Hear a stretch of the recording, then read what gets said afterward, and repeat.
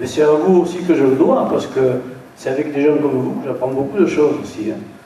Alors je voudrais, moi, essayer de parler d'une autre monnaie qui a eu cours en Duse, c'est le Rohanès.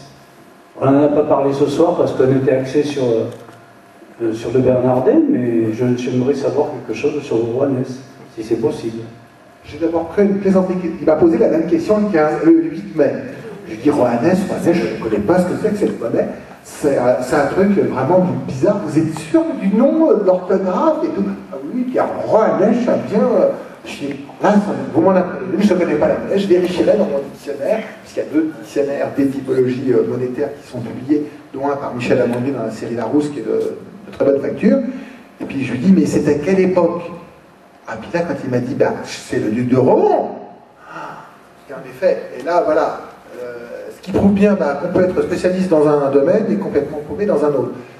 Là, il y a aussi beaucoup de choses à dire. On en parlait tout à l'heure, je ne sais plus avec qui. Le monnayage est extrêmement méconnu.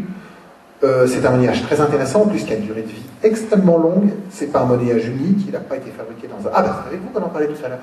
Il n'a pas été fabriqué dans un seul atelier, à mon avis. C'est très complexe, et ça s'inscrit aussi dans une période de guerre. Mais c'est les monnayages...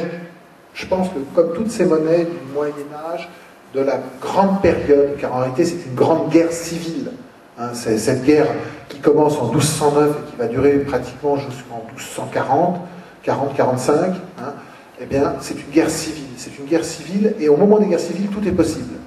Vous regardez les autres guerres qui ont eu lieu, où on a le plus de monnaie de nécessité et de billets de nécessité, c'est la guerre de 14, et les 2 périodes précédentes, c'est la guerre de 70 et la guerre de 40. Et on a des tas de monnayages aujourd'hui qui ont été fabriqués il y a moins de 50, enfin, il y a moins de 70 ans, et on ne sait pas par qui, ni comment, dans quelles conditions, quelle valeur, pour quelle contre-valeur émise, etc. Donc là, on remonte beaucoup plus haut, et le travail est donc beaucoup plus difficile. Rohan, il y a plein de choses à faire. Hein.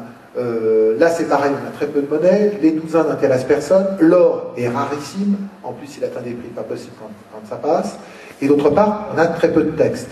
Je ne suis pas encore moins spécialiste de la période de Louis XIII que celle de la période d'Anduze, si je peux vous dire, même être spécialiste. Mais j'avais un professeur qui s'appelait Guy Chevalier, qui était l'un des plus grands spécialistes du règne de Louis XIII, et il disait toujours, vous devriez faire de la numismatique royale, mais attention, ne touchez pas à la RPR, c'est un truc très compliqué. Voilà, je crois qu'on peut applaudir très fort Monsieur Laurent Schmitt. On va clore cette soirée avec le verre de l'amitié, si vous le voulez bien. Merci beaucoup, merci à tous.